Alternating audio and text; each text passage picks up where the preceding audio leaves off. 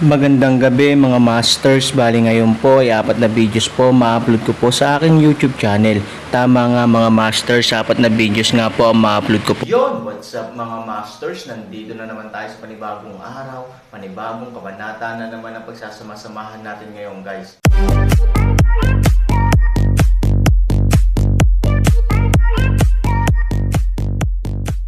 Bali mga masters, kung bago ka pa lang po sa aking YouTube channel, please click the subscribe button, lalong-lalo na po yung notification bell guys, para maging connected pa rin tayo sa isa't isa at maging updated kayo sa mga susunod ko pang video.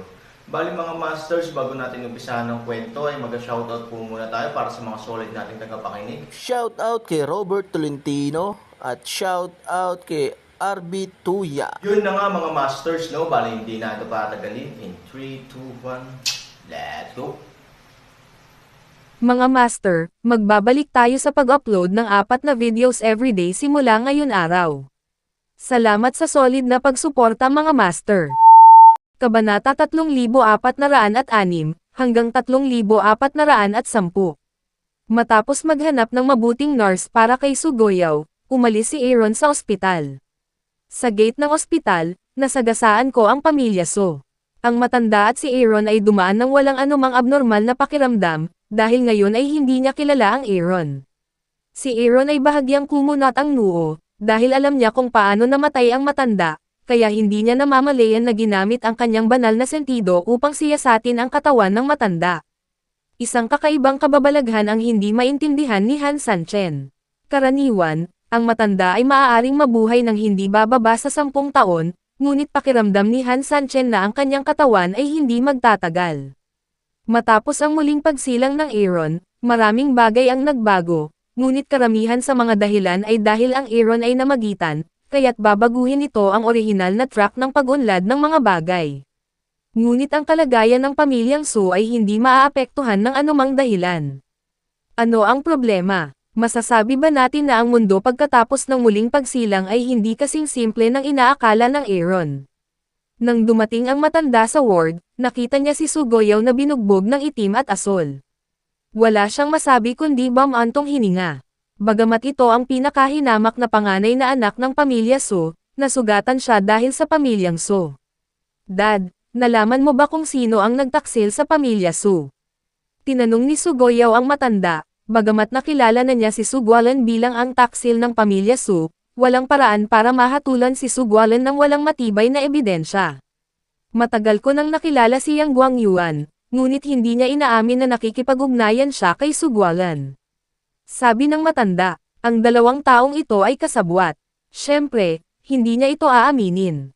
Maliban kay Sugwalan, wala akong ibang maisip na makakagawa nito. Sabi ni Sugoyaw na nagngangalit ang kanyang mga ngipin. Natural, naunawaan din ng matanda ang katotohanan ito. Ang ibang mga tao sa pamilyang Su ay hindi maaaring ibenta ang pamilyang Su ng walang dahilan, at nakipag-ugnayan din sila sa mga taong tulad ni Yang Guangyuan. Su Ji-kun, ginagawa nila. Kapag namatay ang pamilya Su, mamamatay sila. Ito ay isang napakasimpleng katotohanan. Ang pamilyang Su mismo ay makakaligtas lamang sa pamamagitan ng pag-asa sa pamilyang Su. Hindi sila maaaring kumuha ng ganoong malaking panganib para sa kanilang pansamantalang interes. Ang tanging motibasyon na makikita ay ayaw ni Sugwalan na ang kanyang posisyon sa kumpanya ay matitinag ni Sugoyaw. Bukod dito, napakamakasarili ni Sugwalan na kaya niyang gawin ang lahat.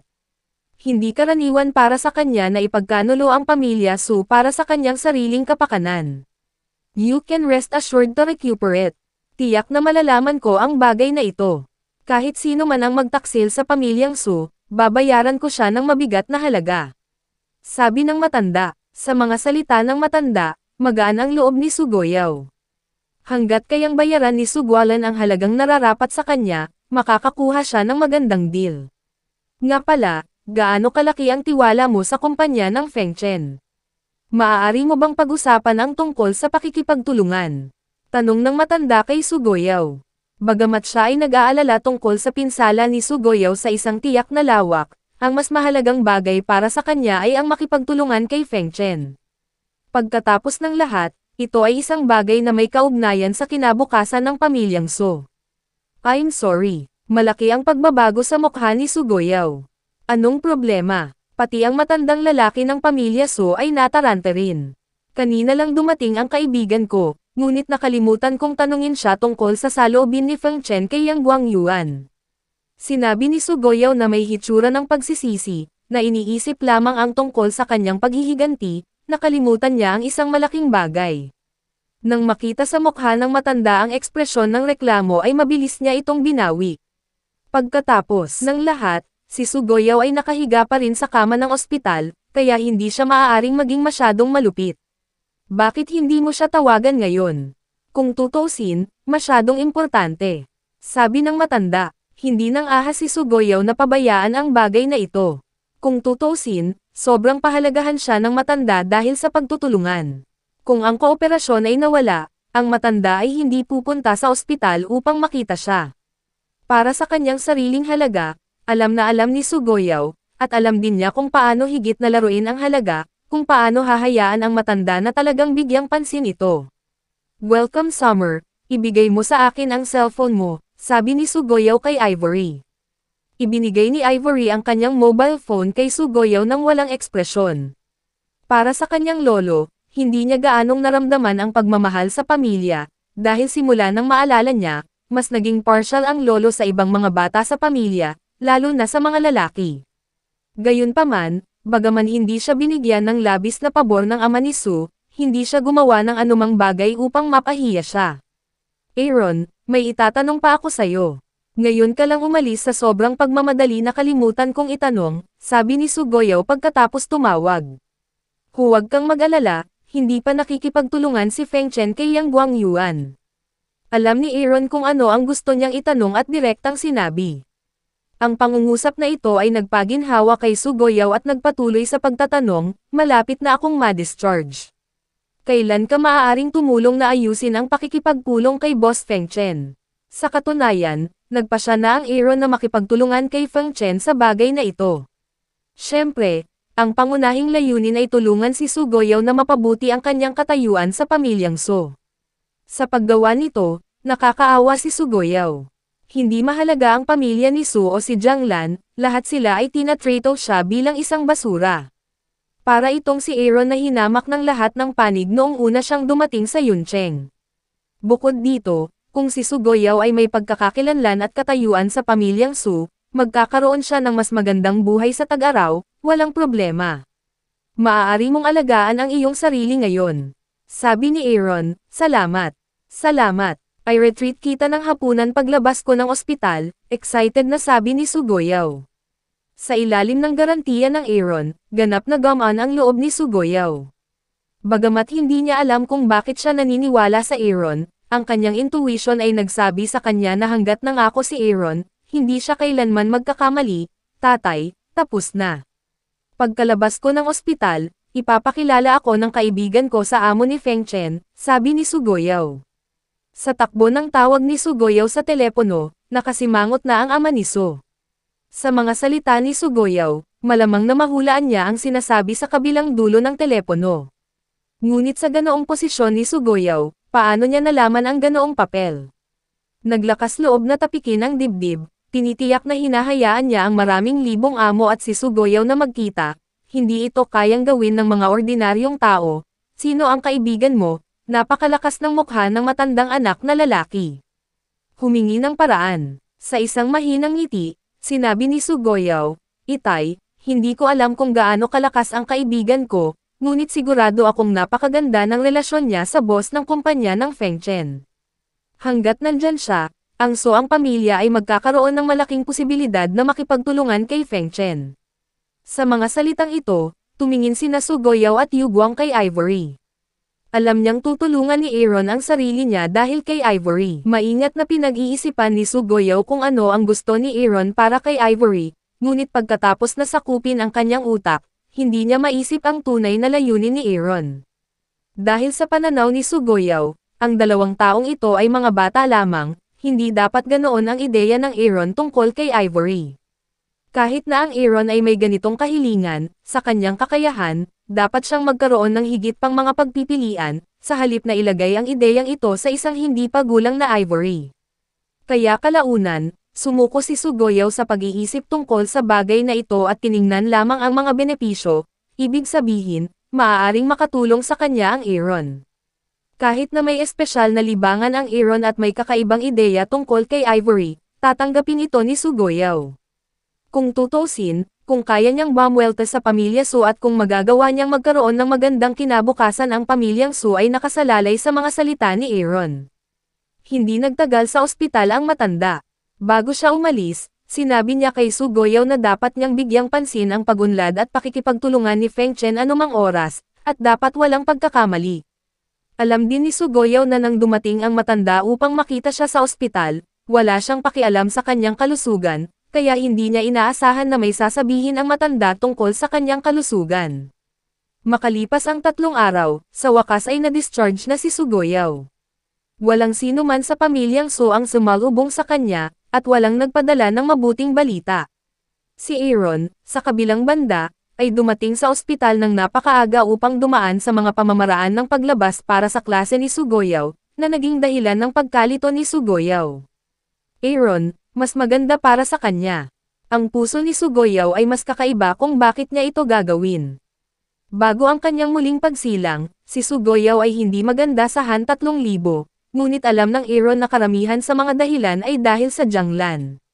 Si Sugoyaw ay walang gaanong opinyon sa kanya mula pa noong una, at si Sugoyaw ang pinakakaunti salungat sa kasal nila ni Ivory.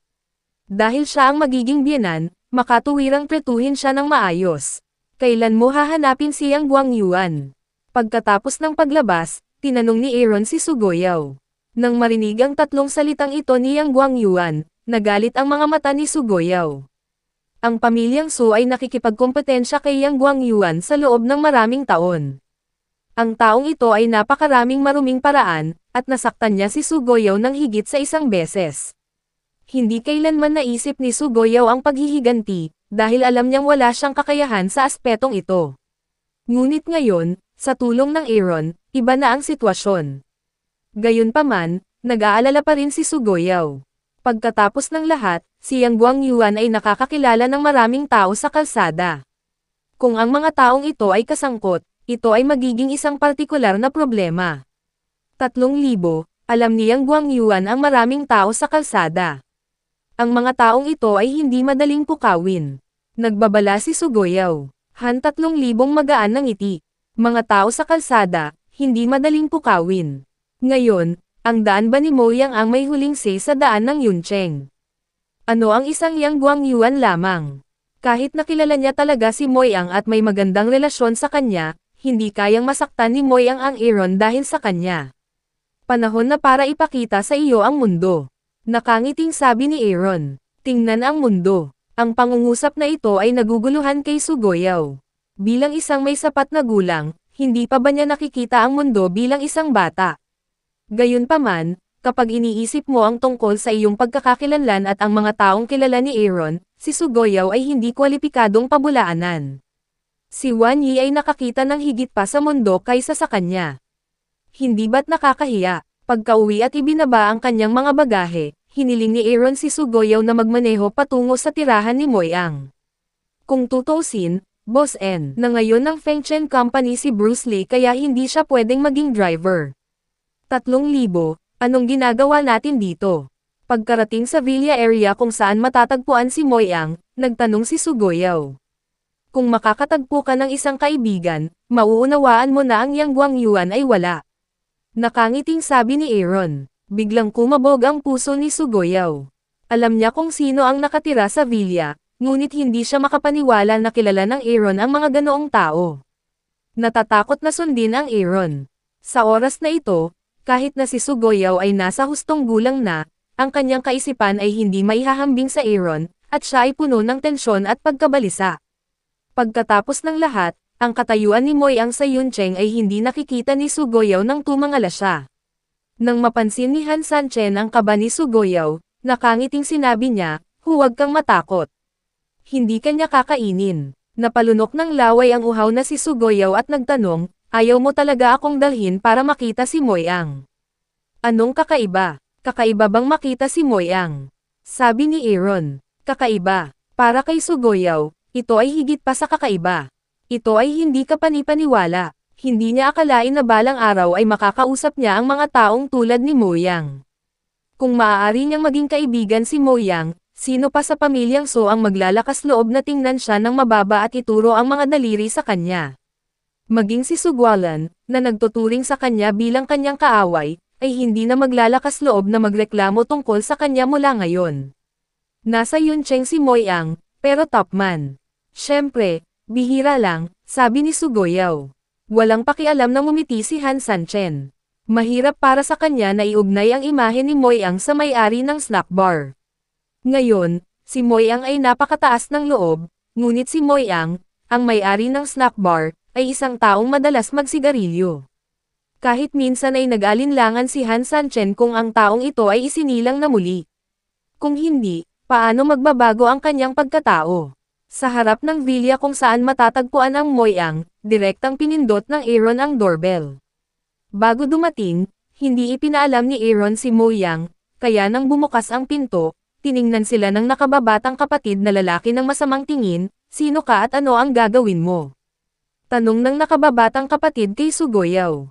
Sa kanyang paningin, si Aaron ay isang bata, kaya hindi siya maaaring maging Panginoon. Ngunit nang tanungin si Sugoyaw, agad siyang nataranta at nakalimutan pa kung paano magsalita, hanapin si Mo Yang. Siya malalaman kung sino ako kapag nakita niya ako, sabi ni Aaron. Ang nakababatang kapatid na lalaki ay tumingin kay Aaron ng masama at sinabing may panunuya, Kuya, hindi ka maliit. Ang lakas ng loob mong tawagin ng diretso ang pangalan ng aking kuya. Gusto mo bang umalis dito o hindi? Nang marinig ito, mas natakot si Sugoyaw at walang kamalay-malay na hinayla si Aaron, na parang gusto niyang umalis si Aaron. Ngunit pinalayas ng Aaron ang maliit na kapatid na ito. Si Sugoyaw ay manhid. How dare niyang talunin ang nakababatang kapatid ni Mo Yang. Ito ang tahanan ni Mo Yang. Nagkakaroon ng gulo dito, maaaring patayin sila ni Mo Yang anumang oras. Bago mahayla ni Sugoyaw ang Aaron para tumakas, nakapasok na ang Aaron sa villa. Kahit na malapit nang matakot si Sugoyaw, maaari lamang niyang sundin ang Aaron. Hindi siya maaaring maging isang deserter na mag-isa. Kung hindi, paano ipapakilala ni Aaron ang amo ni Feng Chen sa kanya? Yun na nga mga masters, no? Bali panibagong kabanata na naman yung natapos natin ngayong gabi. Muli, maraming salamat po talaga sa walang sawang suporta po sa aking YouTube channel na talagang inaabangan nyo po ang bawat upload ko po.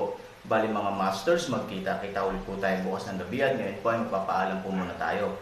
Bali mga masters, bye-bye!